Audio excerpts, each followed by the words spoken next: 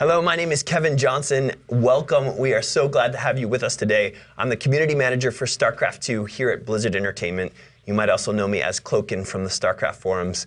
We are thrilled to have the global community with us today as we reveal for the very first time Vengeance, the launch trailer for Heart of the Swarm. But before we get into all that, I would like to introduce to you three of Blizzard's finest developers who will be here with us today for the reveal. From left to right, I have Mr. Dustin Browder, game director for StarCraft 2. Welcome, Dustin. Thank you, sir.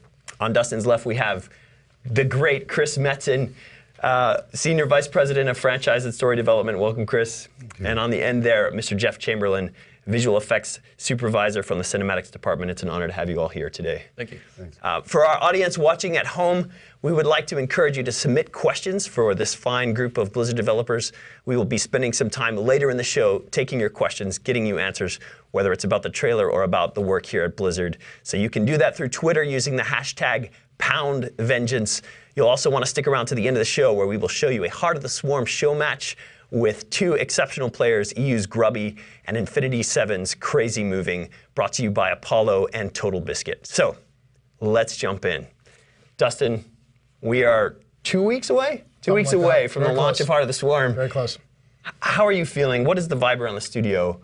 How's it going, man? We are super excited to finally be able to put this game in front of the fans. We've been working on it for over 2 years now. You know, this was sort of a promise we had made many years ago to create a trilogy out of these games, to create this ongoing story, and we are really excited to be able to finally get this one into the hands of the fans and see what they think of this game. And we've got, you know, a ton of guys all over the studio now, like our online and UI teams, you know, our QA group, are all working insanely hard, putting on the final finishing touches. So there's parts of the studio right now that are, you know, almost 24/7. People just, you know, trying to get those final bugs.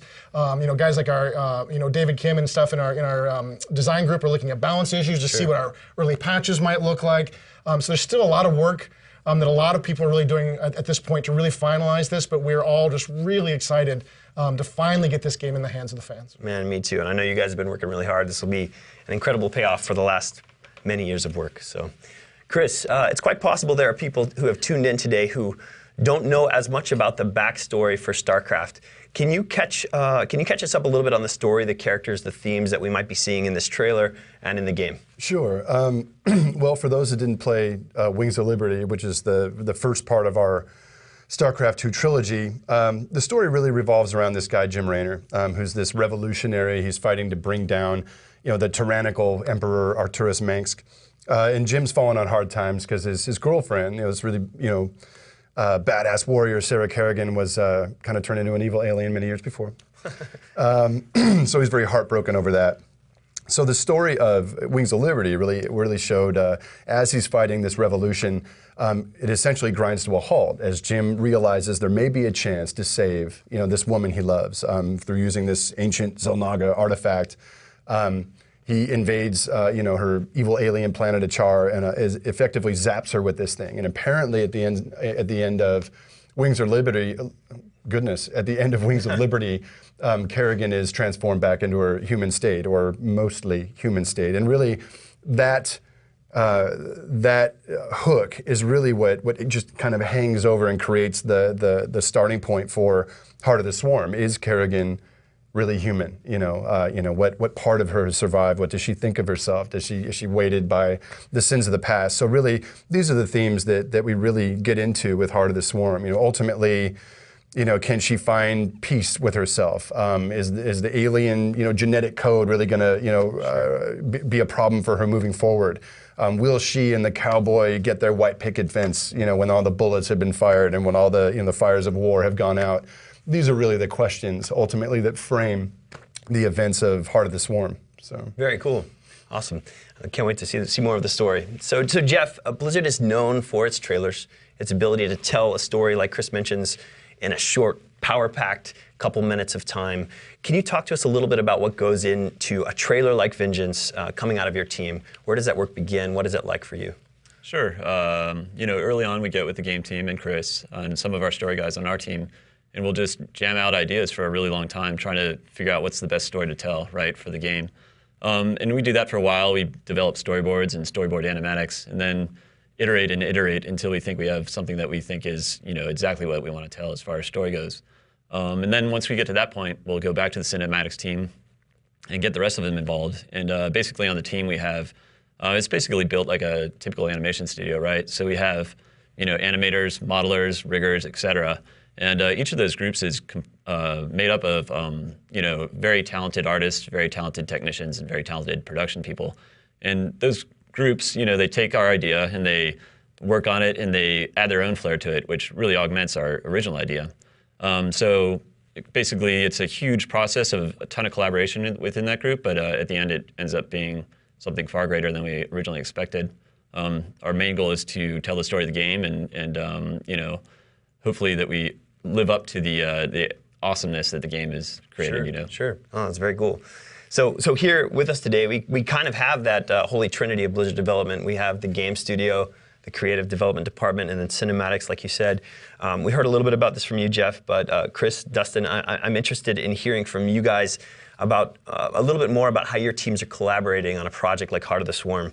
What are some of the unique challenges you face in making a game that is so massive and with so many moving parts? I mean, it's got to be a challenge.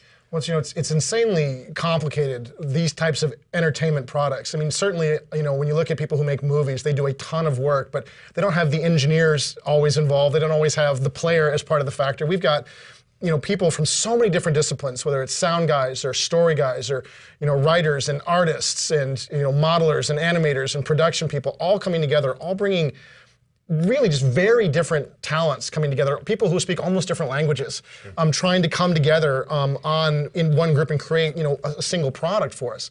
And it's got this one huge advantage for us as well. In addition to all that communication that you have to work out, we've also got the opportunity to be really inspired by people who are just exceptional at what they do. So, this trailer that we're going to see here in a few minutes, when I first saw this trailer, my first real thought was, oh, wow, I hope the game is good enough. Oh, yeah. I hope that we are worthy of that, because it looks so cool. And I think we all think that at different times. You'll see a piece of art in the game and you think, oh, I've got to make that unit better. Or the artist may play a game of multiplayer and go, wow, we've got to do so much more with these units. Or you'll hear something that the sound engineers have created, you go, we've really got to step up our game. And I think we all sort of drive each other through our different media to try to create the best product we possibly can. That's very cool. Chris, do you have any thoughts on that? Well, I agree, totally. It's a hell of a thing drawing all these different sciences together, all these super passionate, super smart, super craftsmen, and forming something that ultimately pops out the other side in a very distilled way. It's a miracle than anything we set out to build. Many years in advance of our game launches. That they come out with any sense of just coherency or whatever. Always kind of it's not like we're pretty we're all right. We do all right at this stuff, but it always amazes me, right? Ultimately, when they finally pop, and especially something like Heart of the Swarm that's so distilled and so specific, and such a unique kind of chapter in the story, and such a highly emotional chapter that all of those things, the nuances of who Cloacken is, and how the multiplayer works, and how the unit balancing is working, and how the art's kind of been pushed a little bit, and just all of these various sciences, how it all comes together, and it's just so distilled and so specific. I'm just kind of always in awe.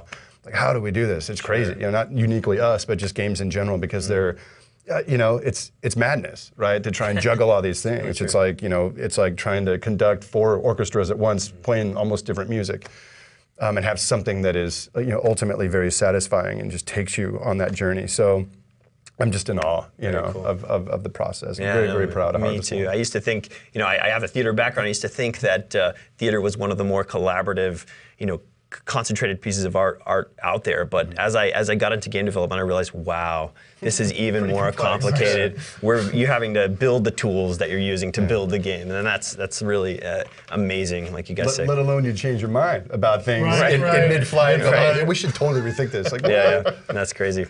All right, well, we've talked enough, I believe. Let's do this thing. Let's take a look at this trailer. As a quick reminder, if you have questions for our panel here, questions about the trailer you're about to see, please do submit them online through Twitter using the hashtag #PoundVengeance. We look forward to getting to those after we watch this exciting trailer. Thank you for being here with us. This is the world premiere of the launch trailer for Heart of the Swarm. Vengeance is here. Enjoy. Proud Dominion citizens, the Zerg threat has been removed. Their swarm is leaderless.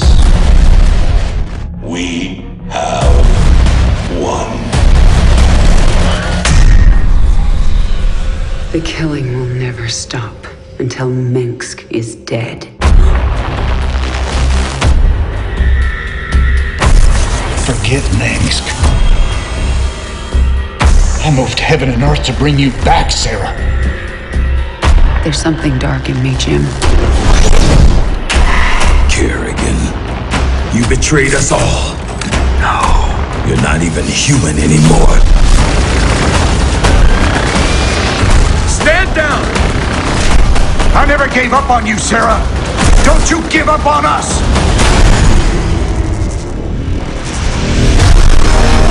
I now see my true enemy.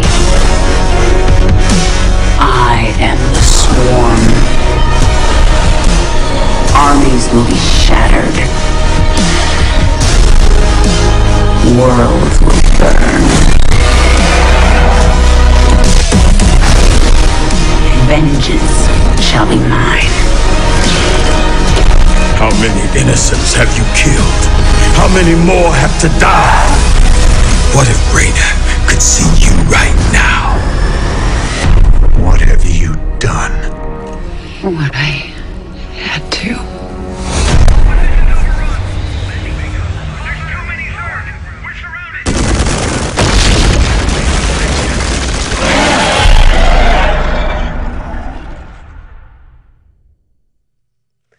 Well, there you have it. Congratulations, gentlemen. That was amazing. I cannot wait to play this game. I am thrilled. Okay, for those of you watching at home, now we are going to enter into a time of Q&A with our panel here. If you missed the beginning of the show, you don't know how to get your questions in, we are doing it via Twitter. Just send them in to the hashtag #PoundVengeance. We look forward to answering your questions right now. Let's take a look at the first one. This one from @HyperLethal. StarCraft, how does Blizzard decide on which events to create in CGI cinematics and which to do in-game? Who wants to take a shot at this one? Well, I mean, like I said, we usually start out with the game team and Chris and everybody, and we really hash out the story. Pretty early on, we're realizing which key points of the story we want to tell with full-blown cinematics, because that's where we spend a lot of time. Yeah. And then the other areas we tell with the in-game cinematics or the story mode cinematics. Right. And I guess we determined that pretty early on, and we just stick with it. There's not really, it doesn't switch around much because we can't afford to. So with that opening, I'm sorry to interrupt you, Dustin. Go ahead. I'll say it mostly, I think for us, it depends a lot on the content, right? So if we're going to do a lot of kung fu, if we're going to do a lot of explosions or effects, right, then we tend to want to do those in the CGI sort of space where it really shows off, right? And if we're going to do something that is maybe about a battle, maybe we'll do that in mission. And if we do something that's a conversation between a couple of characters, even if it gets a little intense, that can sometimes be something that we'll handle, with the in-game stuff. And then if it's just really just a conversation, then that can be done with the in-game stuff. So I think we have sort of different tools, and we always just sort of looking for the right tool. I think there's certainly been times in the past we've struggled to find, okay, which one does this one best go in? But And the biggie with that is, as you're developing story for these games or the single player component, you're going to run up against beats that are really important to express the story, but either may not express themselves very well in terms of playing the game. You're on a map with your units, 100 feet up. It isn't necessarily all that conducive to, kind of intimate character work. Or conversely, you want things that really work better as part of the flow of the gameplay. So you don't want to disrupt you with the cinematic. So we're constantly weighing, those types of things and how we're telling the story, the demands of the story, and kind of finding those right moments for, is it flick or is it gameplay? Sure. It's one of the reasons I'm really excited about Swarm as well, is I think that as a team, we've had a better understanding of these tools. And we'd done some of this stuff in Warcraft 3. There were on-map cinematics and there were computer-generated cinematics, but we didn't have that story mode. Yeah, right? We had that story mode stuff in between. And so I think in Wings of Liberty, I think we did a really good job with it. But I feel like we're sort of getting the bit in our teeth. We're figuring out how to make these sets of tools really sing for us. And I think Heart of the Swarm does that. Yeah, I think. I mean, obviously I'm biased, but I think it does a little bit better than we did in Wings. I think we hit a really good pace with Wings, with Wings, right? Yeah, totally. Basically, with Heart of the Swarm, we were still, like Dustin said, we were still figuring the new process out. I think with Wings, we capitalized on that. Very cool. Awesome. Let's take another one here. This one from @6in, our good friend Kevin Carlino from SC2 Mapster. StarCraft, will Samir Duran and the Xel'Naga story unfold anymore in Heart of the Swarm? What do you think, Chris? Good question. I guess I would answer that very, very broadly. Ultimately, Samir Duran. We're going to leave that one in the quiver. But ultimately, the Xel'Naga thing is ultimately the mythology of the Xel'Naga and what's really going on here in the old Caprulu sector is the spinal conduit of ultimately the StarCraft 2 storyline. So as we get into Heart of the Swarm, certainly the dark tendrils are still kind of creeping out, and the effect or reverberations of that unfolding mythology will certainly be felt in Swarm, and it may just spike on us, but ultimately Swarm is really concerned with really Kerrigan and her path and how she kind of fits into this grander mythology. But the really dark stuff going on in the universe ultimately will be probably most directly dealt with in Chapter 3, which is Legacy of the Void, appropriately so. Sure. That's where things start going off, as if they weren't going off already. Yeah. So very cool, awesome. All right, let's take another one here. This one from @LackOfRealism. Chris Metzen, Dustin Browder, can we look forward to anything exciting for Protoss involvement in the Heart of the Swarm storyline? It's a good question. Yeah, so I mean, obviously the Protoss, have a lot of issues with Kerrigan. She has betrayed them, I think, on more than one occasion, and they are now that they have sensed, or maybe even discovered directly at some point through the game, that she has lost a lot of her power over the Zerg Swarm. I think you can expect a response from the Protoss. You can expect them to take this opportunity to get some payback for all of the crimes she's committed against the race. And this is one of, I think, the core challenges of Kerrigan. She's lost a lot of her power when she was, blasted by that Xel'Naga artifact. And at the same time, she may want to try to regain some of her humanity, but she's in a place where literally almost every sentient creature in the galaxy wants to see her dead. Will anyone let her? Will let her do it. And her survival is very much in question in this game. Very cool, very cool. Exciting. All right, well, let's jump into another one. This one from @LiarBeth. StarCraft Vengeance, is maintaining Kerrigan as a strong female character challenging when contrasting the Queen of Blades and the human? Wow, that's a good question. Boy, oh boy, I would say sure, it's a challenge. Writing this game for our writing team was a very unique challenge. Not only uniquely relative to Kerrigan and how she unfolds and the choices that she makes, and trying to, she didn't always make the choices we would make. She's a different kind of animal, and in her past and her guilt and her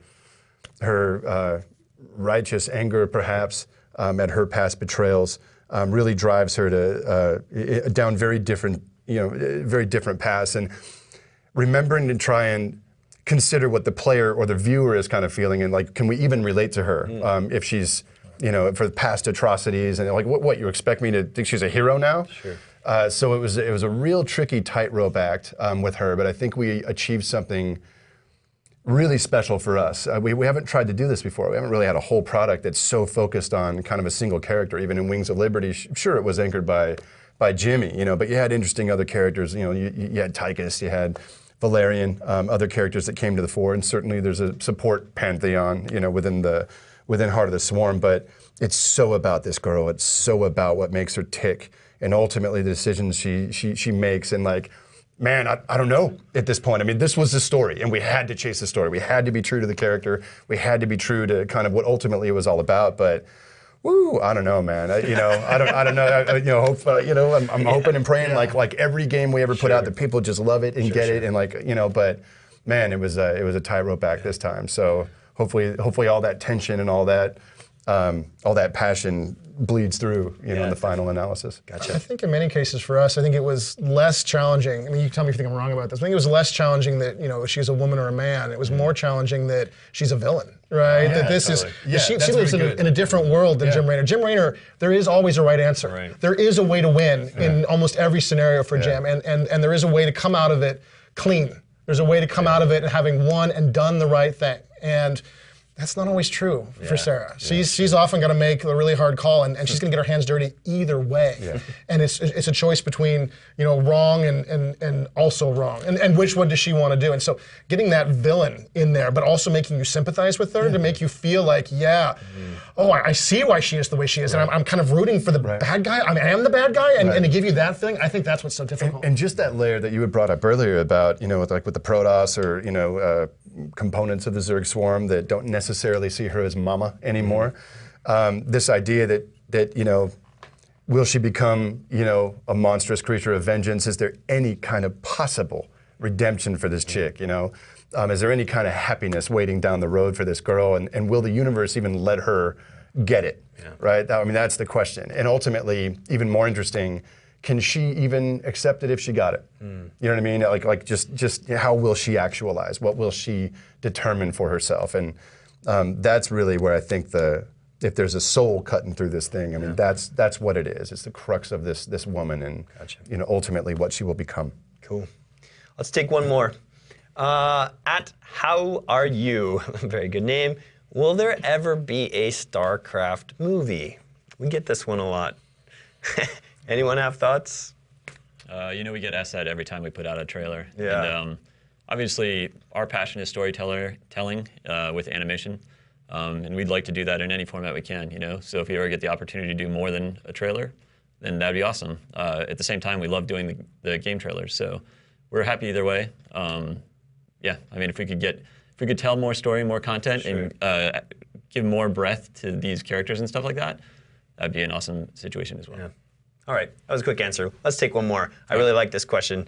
At LimFA0, will Heart of the Swarm be more, quote, noob friendly, not nude friendly, that would be a very interesting game, noob friendly than previous games? Because I think I need that. Dustin. Yeah, we've heard that feedback a lot. I think that's really great feedback. And we're doing a ton of stuff in this game to make it easier for players, to get into the experience. We've got all new 3-mission training mode that our design, engineering, art staff put together that will really take you from a campaign player into the multiplayer experience, telling you exactly what you need to do at every step of a game. And it'll start you at a normal game speed, which is campaign speed. It'll ramp you up into the faster game speed, which is the standard multiplayer game speed. We've also got unranked play. So if you're nervous about playing on ladder, but you think maybe you're ready, having played our training, you can do that. We've got, I think 7 different levels of AI at this point that we will actually help you find the right AI for you. So you don't have to guess, am I a very hard player, am I a medium player? We'll sort of ramp you into it and get a sense of where you're at and then leave you there. It's kind of like eHarmony with, with Plasma Blast. Right, exactly. Yeah. So we've got a whole bunch of tools. There's even more than that, but there's a ton of tools that we put into that because we've heard that feedback loud and clear. And I'll be really interested to see once it gets out there in the wild. Hopefully we were successful and gave a lot of people a lot of the tools they need to make that transition from, the campaign experience, this intense story experience, into this really exciting, challenging esport experience. Gotcha. So this is bringing up a really good point. StarCraft is not just a game that is full of rich story, lore, characters, but it is also a game that has evolved into one of the most fiercely competitive multiplayer esports out there. Now, Dustin, it's quite possible that people watching today aren't as familiar with the multiplayer side of StarCraft 2. Can you give us a quick overview of what that side of the game is all about?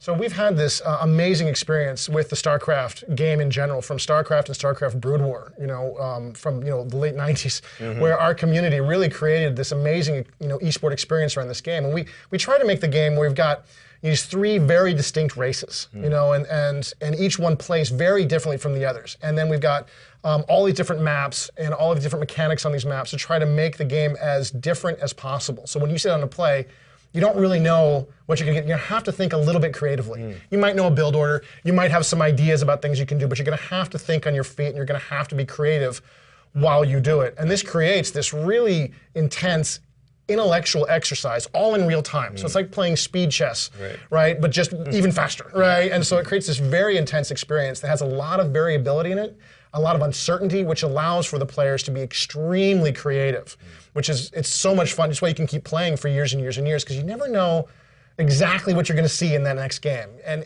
you're never going to get exactly the same game really twice. And then, our community, of course, turned it into this amazing esport where now you can not only play it, that way, but you can also watch it. You can go out and watch these guys who've been practicing for months and months and years now in many cases to prepare for these matches and watch these amazing players do these amazing games. Yeah, so I mean, like you said, playing is one thing, spectating is another. Right. There are a few unique things as a spectator of the game that are important to pay attention to. I'm curious if you have any suggestions, say, for a newcomer who's watching a game of StarCraft for the first time. What are some things you would point out as ways they could follow the ebb and flow of a particular match? What are some of the suggestions you might make for someone who's watched a game for the first time? Sort of at the top level, I would say maybe the most important thing to understand is the guys you're watching are so good. Yeah. This is not just about the units anymore. This is not necessarily just about the build orders. This is about getting in the other guy's head.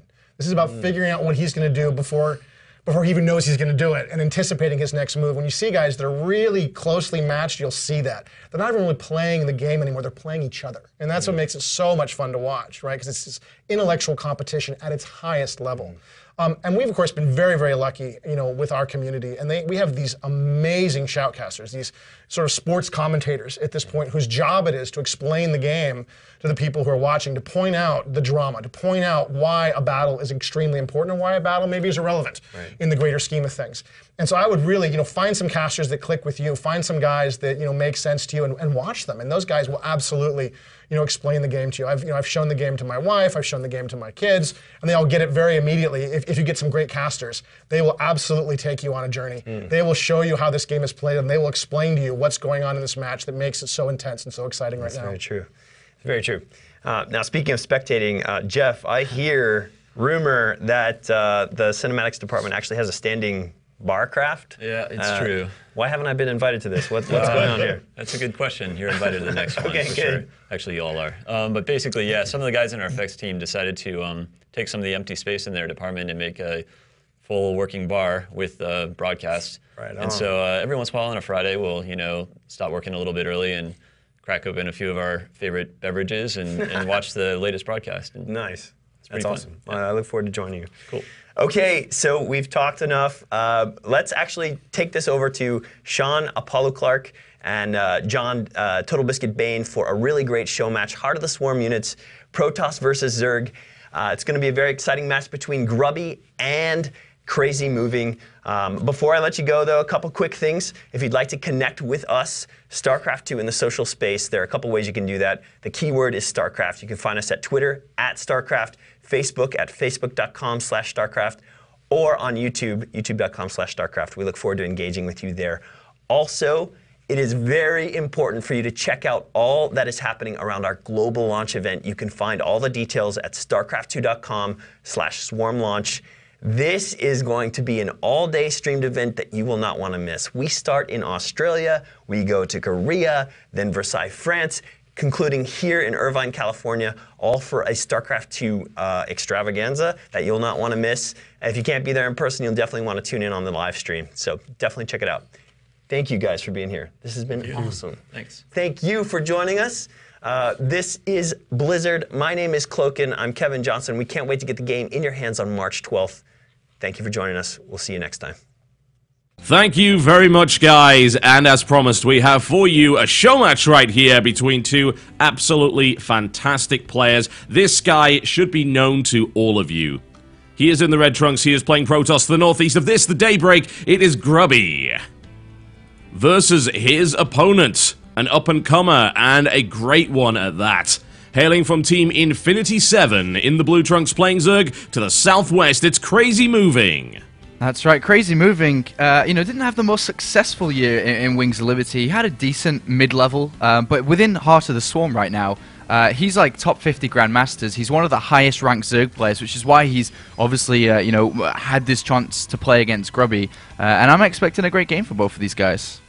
I certainly think so, honestly, and I would expect Grubby to really pull out all the stops for this, as he does all the time. I've had the pleasure to watch his ladder stream regularly, and he never messes around. He plays every game like it's the final of DreamHack, or it's Code S final, or anything along those lines. He knows what he's doing, and he plays his heart out. He has great control. He has absolutely crisp builds already, which is very surprising in HOTS, because we're seeing a lot of players experiment with different builds and not really really get the ideas down yet. Maybe they've formed this notion of what they think the build should be, but they haven't practiced it down to a T yet. Grubby, on the other hand, he has got his builds nailed. He knows exactly what he's doing. Yeah, that's right, and he's had the opportunity to display that skill already. He's played in show matches, he's played in a couple of beta tournaments as well, and he's been doing really, really well. And he said in a pre-interview before Heart of the Swarm was actually, ready to play and ready for him to play, that he thinks this could be his game for the year 2013. So a lot of Grubby fans, a lot of non-Grubby fans are, willing to follow him very, very closely.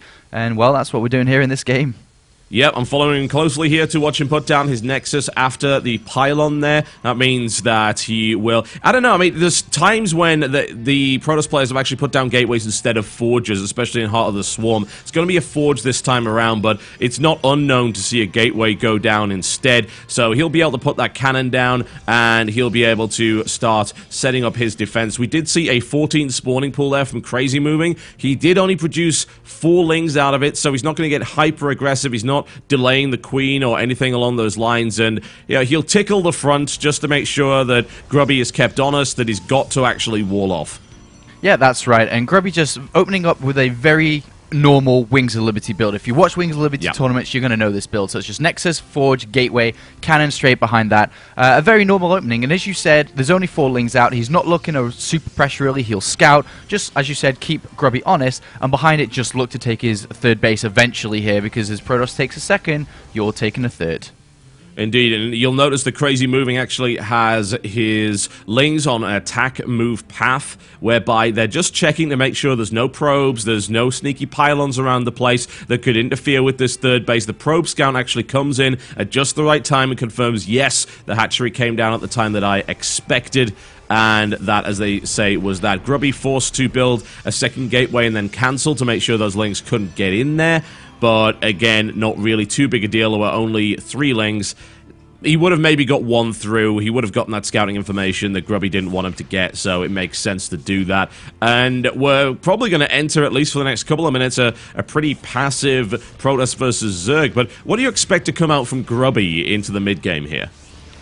In Heart of the Swarm, anything is possible. With the new changes that are coming to Heart of the Swarm, the Dark Shrine being cheaper, Stargate openings being very viable at the moment, I'm feeling a Stargate play, actually, from anything from Grubby. It's a nice big map. Phoenix is very, very fast. I'm not too sure if he'll dibble-dabble into the Oracles yet, a new unit in Heart of the Swarm, but I'm definitely feeling that if he is going to open Stargate, we are going to see Phoenixes for a bit of harassment, because with his build going Nexus first and sitting back without really any tech or units, the only viable harassment he's going to have to slow down Zerg from exploding with their economy is going to be the Phoenix. But as I say that, the robotics facility does come down, so it's not going to be the option for him to harass, but more so for scouting, as we'll see an Observer come out really, really early. You know, the crazy thing is that Crazy Moving has just started his extractors at 45 supply. He has been gasless this entire time. He's only had 2 queens as well, so he's been doing nothing but powering drones for the last few minutes. That's right, man. He's up to 37 right now. 8 drones were about to pop, so he's going to be pushing good 45. Couldn't go quite too fast to 75. 45 drones, and he will continue to do so. He, on the natural of Grubby, has actually scouted Grubby, taking double gases on the natural here. So that tells him that Grubby is willing to use gas defensively, and not really for a super fast rush here. With all 4 gases being taken, that's usually a sign for you to continue to drone a little bit further as well. Grubby taking a little bit of a risk just to poke out there with that sentry. Not really 100% sure as to how many lings his opponent had. Would have been possible that sentry would have got surrounded, but honestly, since there's been no gas, there's also been no speed. Grubby hasn't been 100% sure of that, but it seems like he may have run into Crazy Moving before, and he does have an idea as to what Crazy Moving likes to do. Yeah, I mean, Crazy Moving is such a good macro Zerg player. We can already see it in this game. He's up to 55 drones. He's building 4 more. So he's going to be roughly sitting at around 60 drones, which will give him a really good, solid income to start to produce units, which he'll do very, very shortly here. Meanwhile, though, Grubby is going for double Immortals. We may see a 3rd one behind him. And with all the gateways coming down inside his main base, he's about to move across the map, and he's about to be aggressive. This is a huge push that he's gearing up for here, this big two-base play. And what I'm hearing a lot of from Protoss in Heart of the Swarm is two-base all-in, very, very powerful. But this isn't really a two-base all-in, as it were. I mean, Grubby can definitely transition out of this. He's still building probes. He is looking for one big timing to do a huge amount of damage to Crazy Moving. And the question is, can Crazy Moving hold on? He has been powering nothing but drones for a while, but now he's starting to produce roaches. He's working on his upgrades here. He's getting out a lot of lings too. Yeah, and Crazy Moving really hasn't made too many mistakes in this game. For example, supply block. But one thing to remember is that Grubby does have the Mothership Core moving out, or will do, with his army in conjunction very shortly. And even if things go wrong, he has the new ability, Recall, early on in the game, that's 100 energy from the Mothership Core, and could just escape back to his Nexus and then fall back on an expansion if need be. But that's if something goes wrong. If it doesn't, then he could just take the win here and right now. Well, Grubby lost the pylon there, which was not ideal, so his backup pylon is gone. He's relying on the single pylon for this aggression. The Lings are already coming in before the warp in. There is a lot of sentry energy, however, so that is something that Crazy Moving is going to want to watch for. Now, he was aware that this aggression was coming because he did scout with his Overseer, and he saw all of those gateways in the base, and that is only indicative of one thing, a big two-base timing push in order to do a huge amount of damage. Grubby is being delayed at the moment by Crazy Moving, who is building spine crawlers, who is trying to get plus roach speed out and that plus range damage as well, and he has a huge amount of Zerglings, 41 already, with a decent amount of creep outside of his base. So this is going to be an interesting engagement here. Crazy Moving posturing, and Grubby wants to go in there, baits a couple of force fields. Nice move there by Crazy Moving. But Grubby does have a Twilight Council behind this, which that actually signifies he's going to continue upgrading and continue building units behind it, and he will take a third base shortly. So yes, this is not a super two-base all-in. He has a backup plan. The third Nexus has been planted down now, and like I said, if things get too rough, he can still recall out of here.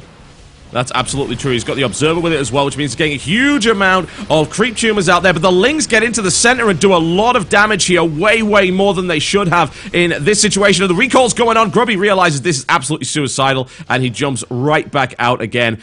But he takes some damage. I mean, Crazy Moving now with a 40 supply lead over Grubby. That's right, you know, Grubby did go in there, he didn't get a fast third in this base, and now Crazy Moving has a lot of units where he can now pressure the later third of Grubby, and if this third goes down, Grubby's going to fall back on two base, and that's not where he wants to be against an opponent who's pushing over 60 drones again now. Absolutely not. That is really unfortunate for Grubby. He's now pushed back to that third. And yeah, he absolutely will be able to mine, but Crazy Moving can take his fourth. He's already spreading creep up in that direction to make sure that can happen. All credit to Grubby. He's kept 60 probes versus 60 drones here, but the drone production can now start again in earnest simply because of the size of Crazy Moving's army, the fact that he's cleaned up all the proxy pylons on his side of the map. So rolling across a map like Daybreak does take some time, and of course Grubby wants to recharge this Mothership Core, make sure the shields and the energy on the sentries are back up to full here, and Crazy Moving is just going to sit in the middle of the map with his big Ling and Roach force and say, come at me, let's see what you can do. That's right, but Grubby doesn't seem to be posturing aggressive at the moment. He, like you said, is saving up energy again on his Mothership Core. He's already got 100, which will be used for the Photon Overcharge if something does come. And with the Hallucinated Phoenix moving out, seeing all the units in the middle by the Xel'Naga Tower here, Grubby's going to set up defensively because that army's quite scary out in the open, but in a confined area where force fields can be utilized, Grubby's probably safe. I would certainly think so. Attacking the third here is always a little bit dodgy simply because the choke is fairly narrow. It's not the narrowest, certainly, and the way that Grubby's built his base is very, very close to his chest. It's designed specifically to protect his mineral line from run-bys, but it doesn't mean it won't deflect a big army push because he's not utilizing this choke here. But he can use Sentry Force Fields and cut the army in half quite effectively. Crazy Moving knows this. He is building Hydralisks. He's going up to Hive. He's working on +2 missile attack, and he's getting the Muscular Augments, which is the speed upgrade for Hydralisks. Now, Roach Hydra is very, very potent against an army that doesn't have Colossus, which is exactly what Grubby's got, and he's actually gone for Storm here. He's going to try and take a fourth at the front here. Yeah, this can be very dangerous here. With Storm, it makes it easier, but Storm isn't ready yet. Good force fields from Grubby do keep these units in. I think we're going to see pretty early Vipers in this game just because of the way that this is working out with Hydras. Immortals, Colossus, anything get dragged in by the Vipers with their Abducts ability here, and I think that's what he's leaning for, but I don't think he really knows the lack of Colossus in this game, because usually Protoss, as you say, at this point would have Colossus, but Grubby going Storm, that's going to give him such a good advantage, because the High Templar can feed back the Vipers immediately and bring them down once they use their consumption ability to gain energy from his own structures. That's absolutely true, and once that happens, things like Blinding Cloud come into play, which is very effective, certainly against the Immortals. I mean, honestly, this army doesn't have a huge amount of range damage. There's a lot of Zealots in it, which is great. And this is like almost like Grubby has prepared against the possibility of Blinding Cloud. Colossus are shut down very hard by Vipers due to Abduct and due to Blinding Cloud. Both of those abilities hit them really hard, but of course, doesn't affect Storm, doesn't affect Zealots. So this is not a bad army at all to deal with a mass Viper composition. And the transfer is caught there by Crazy Moving, who gets several probe kills. Warp Prism is spotted by Crazy Moving as well. That's another little win. This game is starting to get a little bit wild. We've got a Ling run by that's blocked off there by Grubby. The cannons should be enough to clean that up. We've got double Stargate and 6 more gateways coming down behind this. This is already going into super tech mode. We're going to see some crazy transitions coming out of here. Yeah, that's right. We're going to see Void Rays coming out. We're going to see the Fleet Beacon come down, and even a Dark Shrine's just been planted on. So that's going to be Grubby's harassment. He's going to use Warp Prisms. He's got 2 High Templar in that Warp Prism down at the south here, so he's definitely looking to see if he can land some damage here to Crazy Moving. Oh, the Abduct on the Warp Prism to actually pull it away. A feedback could come in fact, a feedback does, and then an immediate morph to Archon, but obviously that drop was negated pretty well. I would think he's going to...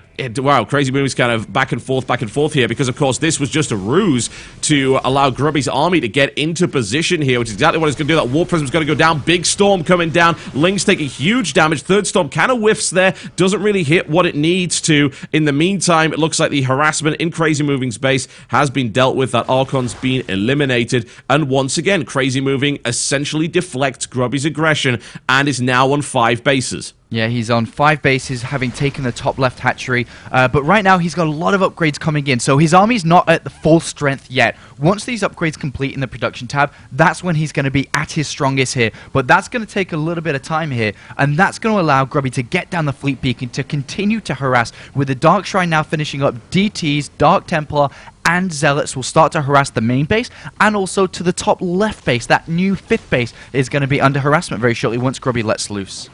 That's very true, and Crazy Moving starting to bank, as is his opponent. 4,000 minerals in the bank right here, along with 1,200 gas here for Crazy Moving. He could look to remax on Roaches. He could look to get a lot more Hydralisks out, but we have to say that even though Crazy Moving has deflected this harassment and aggression, he's not done any damage of his own. This 5th base coming down for Grubby is well defended. Crazy Moving looking to flank around, and that's going to be spotted by these Zealots at the bottom, which will be very easily replaced. Grubby now making moves onto the middle base here. Can he set up this position? Up goes the shield. Oracle's now in position as well. This is about to get very, very crazy indeed. Feedback's coming down en masse. Huge storm drops as well, and the Roaches are segmented off very nicely by the force fields. Huge amount of feedback going down. There's the Abducts to drag those Immortals out of position, and of course they all get eliminated as well, and Grubby takes a huge hit in that particular engagement, and we're seeing a big remax on Ultralisks here for Crazy Moving. Yeah, and now that his upgrades are completing, this is looking pretty good for Crazy Moving. He did lose an expansion at the top left there as well, which is going to slow his income down, but Grubby's weak. He's going to lose the middle. He uses the Photon Overcharge on the Nexus to try and keep it alive. Can he warp in some units to defend it? Dark Templars are coming in, but he just doesn't have the numbers, having lost that army. Absolutely not. Against +3 ranged units with Roach Hydralisk, the amount of damage output here from Crazy Moving's force is absurd. And without the Colossus, how do you properly engage against Hydralisks? The answer is, generally speaking, you don't. With the range and the speed upgrades, it's very difficult. This big Zealot run-by is coming in. Unfortunately for those Zealots, Ultralisks now no longer have plus against armor. They're just flat-out lethal. They will destroy huge amounts of Zealots without any problems whatsoever. As you can see, barely any damage done here. Crazy moving into a defensive position here, and he has no problems. Grubby loses that front base. He's still on 4 bases. He still has a good economy and a good bank and a lot of gateways backing this this up. So it's definitely not lost here for Grubby. This game is still all to play for with the DTs and the Tempests and the Void Rays coming in. It's going to be very difficult for Crazy Moving to anticipate what Grubby's about to throw at him. That's right, and it's really good news for Grubby that he was able to see the Ultralisk switch so early on before they complete their full upgrades, as we see 3-3 on the way for them. That means Grubby can start to produce units that will be good against Ultralisk, such as Immortals, such as Void Rays. So he's adjusting his composition a little bit away now from the Storms, from the High Templars, and looking to build a better, stronger army. Grubby goes in right there. There's the Abduct once again. Warp Prism gets absolutely obliterated, and Grubby's going to try and take that Spore Crawler out, but there are like 3 Overseers, so unfortunately that harass was completely shut down. Crazy Moving's defense has been pretty much immaculate this entire game. Grubby is staying in the game on the virtue of just having a huge amount of money and 4 bases, because while Crazy Moving's been playing hyper defensively, he hasn't actually been able to attack, and taking out that middle base has been the only significant move that Crazy Moving has done so far, and now he's going to go right in once again. He wants that down. There are a couple of Tempests, but it's going to take about 5 years for the Tempest to actually kill an Ultralisk. And here comes this big engagement. Storm goes down right in the center. These Storms are massive. The Hydras are getting caught in this. That is a big deal indeed. Feedbacks go down on the Vipers as well. The Immortals are carving their way through this Ultralisk force, and here come the Void Rays as well. And this army has taken significant losses. Grubby's still having to warp in. He's probably going to lose this middle base again by the looks of it. Down it goes.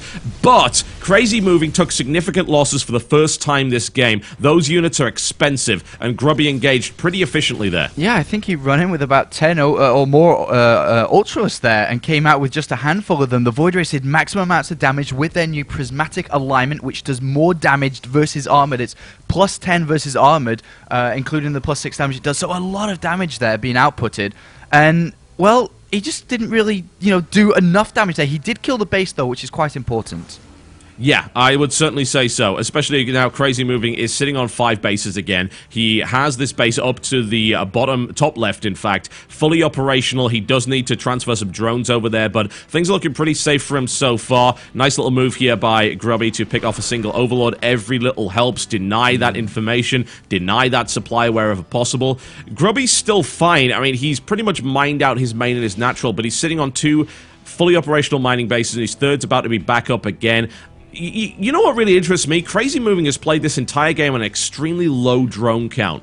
The amount of workers killed for Grubby's only been 7, and yet Crazy Moving is sitting only on 60 drones, which is a really, really low amount, honestly. He wants this really large army here. Yeah, he does, and he's got it at the moment with 35 Hydras out there, switching tech again, depending on what Grubby goes for. Grubby going a lot more for air here. I mean, the usual way to deal with air used to be Corruptors, but because of the new Void Rays doing that plus 10, plus 11 now with their plus 1 attack on their weapons, is that Void Rays demolish Corruptors, so Hydras have to come into play. But Grubby has so many Storms that Storms are going to be able to melt the Hydralisk here, so it's a very difficult army to balance. Yeah, there's no real doubt about that. Usually against an army with a lot of Hydras, you say, oh, Colossus, you can't do that now with Vipers. That's the problem. But you can use Storm, which, as it turns out, is proven to be very effective. Feedback's going down left, right, and center. All the Vipers torn from the Storm on the left flank is absolutely massive. And yes, there's a lot of Hydralisks, but there are more of everything else. And Grubby is able to smash this army. Admittedly, he does take some pretty hefty losses. He loses Void Rays. He takes a lot of damage there. Most of his Templar were hurt as well. He's now morphing the remaining ones into Archons and is now trying to posture and take out this base in the center. And wow, Spine Crawlers just don't even last against an army like this. Oh, they do not, but there is about to be 45 more Hydras in the field again. He's just using his economy so well, and he's about to come in, and Grubby only has a handful of Storms here, and he could be in a bit of trouble. He very well could be. Without that mass storm, you'll notice this entire army is going to get absolutely obliterated. There's no way it's going to live. The storm comes in, though, and they're really, really good. It turns out he did have enough storm because the entire Hydralisk force gets obliterated, but the reinforcements come in from the north and crush the army. This game is already insane. Back and forth between Grubby and Crazy Moving, this mass Hydra army doing its work, and honestly, now the Templar count down to about 6, and things are getting a little bit more dangerous for Grubby. What I would say, though, in this position is this might be the perfect time for Grubby to actually go Colossus with no Vipers on the field. Yeah, that's true. That would be a really nice switch here for Grubby, but he's trying to hold the middle of the map. All Zealots being warped in at the same time. He is harassing the top left, trying to get damage done to his opponent's economy, and with good storms, he is defending the middle with Zealot charge as well. Very, very nice. Looks for the harassment right there with the Overseer in play. It's a little bit more difficult. Crazy moving now is going to have to defend this base. It's going to take far too many hits. Lots of upgrades available here for Grubby. He's just gone +2 shields. He's already got +3 and pretty much everything else. He needs to grab +3 armor, but he's got +3 weapons here. And these Hydralisks, yeah, they are incredibly dangerous, but when there are Storm on the field, you have to watch out because they will die far, far too quickly. Grubby kills the base up to the top left of the map here, and I would really like to see Colossus now from Grubby, honestly. I really would. I don't know if he's aware as to the fact that there's no Vipers on the field here for crazy moving, but both of these guys have taken a lot of damage, both of them just trying to figure out what kind of moves to make, and funnily enough, Grubby now with a significant economic lead with 82 probes and 5 operational bases. Yeah, that's right. He's making almost 2,000 minerals per minute in this game compared to his opponent who's just going over 1,000 because he lost that base to the top left. And Grubby has 3 mining bases at the moment compared to his opponent who is down to about 2 at this point. So not so good in terms of economy here for Crazy Moving, but he still has quite a fierce army. His army supply is 80 compared to 76 of Grubby's at this current point, but it is a lot of mid-game units, Roach and Hydras, compared to Grubby, who has Archons, he has Storm available, Void Rays, Zealot Charge is going to be incredibly difficult to deal with as well. So Grubby are definitely looking like to be in the lead at this point. You would certainly think so, although Grubby's army is very, very small. The problem is Crazy Moving this entire game has only really done something with his army twice, and he's killed that middle base twice. He's never been able to really get into any of the others. He's not tried to harass, and as a direct result, Grubby's army and his relative size in terms of how big and powerful it is hasn't been all that relevant because Crazy Moving has never really brought the full force, the full brunt of the swarm to bear on him. And now, the fact that he's been running with this low drone count and has been able to build this big army is actually coming back to bite him because he doesn't have the economy to compete with Grubby now. That's right, he is down to a very low drone count. He doesn't have the biggest and best of armies. 3 Ultras are about to try and reinforce to make it stronger, but Grubby's been sat back on a high income for a very long time and has even taken a base to the south. Good micro from Grubby with his units across the map as we can see, but I don't think these Void Rays can be beaten. The Void Rays are very well upgraded already. They're very, very powerful. As you can see, he's got +2 ship weapon. He's also got +2 shields, which is pretty important. I would have liked to see, obviously, some air armor upgrades there as well, but the nice thing about shields is they affect every unit, so they're a very, very good investment to have, especially against a Zerg player. This army is no doubt going to just come down and crush this Nexus, but it's almost like this Nexus is a little bit of a trick. It is a ruse to draw the army away because Grubby is going right for this center base and there's no way it's going to live. You wouldn't think. It's going to go down pretty quickly if Grubby decides to commit, but a nice quick reaction from Crazy Moving. He gets his army in position. A lot of Storms going down, but they don't do a lot of damage. Mostly they hit the Roaches, not the Hydras. So Grubby is forced back once again, and Crazy Moving starting to get this big army up again. This is getting a little bit worrying. That is, and Grubby continues to harass in the top left. Grubby's got a lot of Storms available, a lot of high damage output Void Rays here, and when is Grubby going to take the right chance to engage? And I think it's definitely going to be up a ramp like this because that's when Storms will maximize damage if Crazy Moving goes into the trap. Absolutely, but he hasn't done that so far. Crazy Moving's been very, very careful. He's taken Storms on his Ultras, which is not really a big deal. He's just burned the Prismatic Alignment ability so that it doesn't really do an awful lot. That's not going to be available for quite some time now. It's got another 30 seconds to wait, and what on earth is going on with these High Templar? Was that a bait? If that was a trap, then that was a nice one, because he put them out there saying, that's juicy, come get him. And out comes the army, and it gets hit once again. The Hydra's getting caught out of position. Little mistakes here by Crazy Moving, being exploited by Grubby. A Storm goes down, it hits the majority of the Hydras. That's absolutely huge. Another Storm goes down here. This is devastating. Grubby with an excellent engagement. Crazy Moving dropping in supply heavily here. This engagement definitely going in Grubby's favor. However, he pulls back the majority of his army, and Crazy Moving is able to take out that rear guard. But honestly, Grubby doesn't really seem to mind so much because Crazy Moving's already taken so much damage. He's ignored this base down to the bottom here, and Grubby is more than prepared to defend it. This reduced army that's going to come at it is nothing that Grubby can't handle, and now Grubby's in such a powerful economic position. Yeah, if only this base didn't exist down here at the south position, it would be a much more favorable game for Crazy Moving here, but because of that, Grubby's able to rebuild Nominee. He's got some good Storms going down, and with the amount of gateways he's got behind this, he's just overpowered overpowering his opponent. Oh, that fungal was absolutely beautiful, and it wasn't quite good enough. It's unfortunate. I think he stacked the fungals up there, so he didn't do as much damage. He probably could have killed all of those High Templar if he hadn't been quite so impetuous, but it did not kill him, and Grubby's in a good position now. He's sitting on 8 High Templar. He's got 16 Stalkers, 21 Zealots here. He's looking for another Zealot run by to the top base. Continual denying of mining. The drone count is at 38. Grubby has done huge amounts of economic damage. Crazy Moving is not remaxing on drones, and now he's in an awful spot. And Grubby's about to come in. He pulls his opponent to the top left with a couple of units and then moves swiftly into the middle and destroys that center base. And that was a nice picking part move there from Grubby. And again, Crazy Moving down another base, which he should be mining from. Yeah, I mean, Crazy Moving's now in a really, really bad spot. He's got to take an amazing engagement to really equalize the army. But even if he does that, look at the bank and look at the amount of income that's coming in here from Grubby, who's sitting on 81 drones. Storm, and that is a nasty one indeed. The Infestors come in, they get immediately feedback before they can do anything. And this might very well be the last stand of Crazy Moving here. If Grubby engages this properly, the Storms are devastating. The HP of the Roaches drops like a rock. Huge blink comes in right there and eliminates the remaining Roaches. Reinforcements being pulled in by Crazy Moving, but nowhere near enough to stop what Grubby's got. And this is the end. GG, ladies and gentlemen, and what a maneuver. What a game there from Grubby. Excellent play. Consistently harassing his opponent, and while Crazy Moving had this big army, it's almost like Grubby refused to let him bring the full force of it to bear on his bases. Yeah, Grubby just played the perfect Protoss later stage. He had the right army composition at almost every fight. He was harassing while expanding and moving across the map diligently at the same time, so excellent play here from Grubby. Exceptional stuff. Wow, there you go, folks. Hopefully you've enjoyed that show match here as part of the Vengeance event. If you want to watch more content from us, then we do have content on YouTube. You can check my StarCraft channel out over at youtube.com/TotalBiscuit. And Apollo, you've been putting up some excellent Heart of the Swarm content so far. Yes, thanks. I've been doing a lot of Heart of the Swarm tournaments, tutorial videos for you to improve yourself within Heart of the Swarm. And my YouTube channel is youtube.com/DignitasApollo.